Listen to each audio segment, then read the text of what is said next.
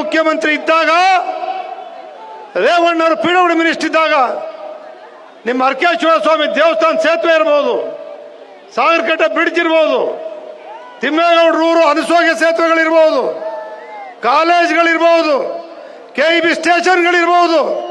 ಈ ತಾಲೂಕಲ್ಲಿ ಸಾರಾಮಯ್ಯ ಶಾಸಕರಾಗಿ ನೀರಾವರಿ ಕೋಟಿಗೆ ಎಷ್ಟು ರೂಪಾಯಿ ತಂದವ್ರೆ,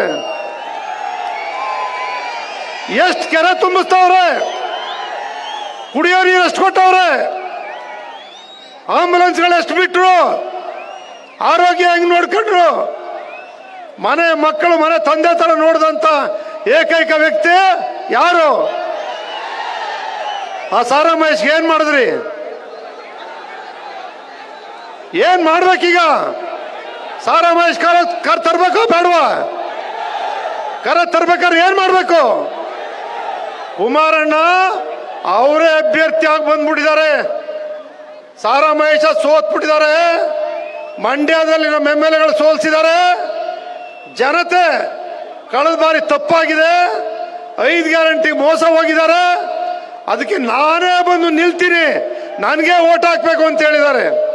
ಇಷ್ಟು ಬಾರಿ ಸಾರಾಮಹೇಶ್ಗೆ ಹಾಕ್ತಾ ಇದ್ರಿ, ಅವರು ಕುಮಾರಣ್ಣಗೆ ಓಟ್ ಹಾಕ್ತಾ ಇದ್ರು, ದೇವೇಗೌಡರಿಗೆ ಓಟ್ ಹಾಕ್ತಾ ಇದ್ರು. ಇವತ್ತು ಕುಮಾರಣ್ಣಗೆ ನೇರವಾಗಿ ಓಟ್ ಹಾಕ್ತಕ್ಕಂಥ ಅವಕಾಶ ಯಾರಿಗೆ ಸಿಕ್ಕಿದೆ? ಇವತ್ತು ನಿಮಗೆ ಸಿಕ್ಕಿದೆ. ಕೃಷ್ಣರಾಜನಗರ ಕಟ್ಟಿದಂತ ಮಹಾರಾಜರು ಮೈಸೂರು ಲೋಕಸಭಾದಲ್ಲಿ ನಿಂತಿದ್ದಾರೆ.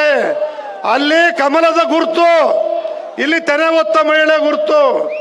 ಯಡಿಯೂರಪ್ಪನವರು ಕುಮಾರಸ್ವಾಮಿ ನಾನ್ ಬರ್ತೀನಿ ಬನ್ರಿ, ನಮ್ಮ KR ನಗರ ತಾಲೂಕು ಜನತೆಗೆ ಮನವಿ ಮಾಡ್ತೀನಿ, ಪ್ರತಿಯೊಬ್ಬರು ತೆನೆ ಹೊತ್ತ ಮಹಿಳೆ ಗುರುತು ಒಂದು ಓಟ್ ಹಾಕಿ ಹೆಚ್ಚಿನ ಮತಗಳಿಂದ ಗೆಲ್ಸಿ ಅಂತ ಹೇಳಕ್ಕೆ ಮನವಿ ಮಾಡಕ್ ಬಂದಿದ್ದಾರೆ. ಯಡಿಯೂರಪ್ಪನವ್ರ ಮನವಿಗೆ ಹೋಗ್ಬಿಡ್ಬೇಕೋ ಬೇಡವಾ? ಕುಮಾರಣ್ಣಂಗೆ ಓಟ್ ಹಾಕ್ಬೇಕಾ ಬೇಡವಾ? ನರೇಂದ್ರ ಮೋದಿ ಪ್ರಧಾನಿ ಆಗ್ಬೇಕಾ ಬೇಡವಾ? ಈ ಕೆಲಸವನ್ನ ಯಾರು ಏನೇ ಹೇಳಲಿ, ದುಡ್ಡು ಒಂದು ದಿವಸ ದುಡ್ಡು ಎಷ್ಟು ಕೊಟ್ಟರು? ನಾನು ಹೇಳಿದ್ನಲ್ಲ, 5 ಗ್ಯಾರಂಟಿ ಕೊಟ್ಬಿಟ್ಟು 10ರಲ್ಲಿ ದುಡ್ಡು ಹೊಡಿತಾ ಇದ್ದಾರೆ. ಮೋಸಗಾರರು, ಸುಳ್ಳುಗಾರರು, ಅವ್ರು ನಂಬೇಡಿ. ಬರಗಾಲ ಬೇಗ ಹೋಗ್ಲಿ, ಕುಮಾರಣ್ಣ ಗೆದ್ದು ಮಳೆ ಬರಲಿ, ಮೋದಿ ಪ್ರಧಾನಿ ಆಗ್ಲಿ, ತಾವೆಲ್ಲ ಓಟ್ ಹಾಕಿ. ತಮ್ಗೆಲ್ಲ ನಮಸ್ಕಾರ.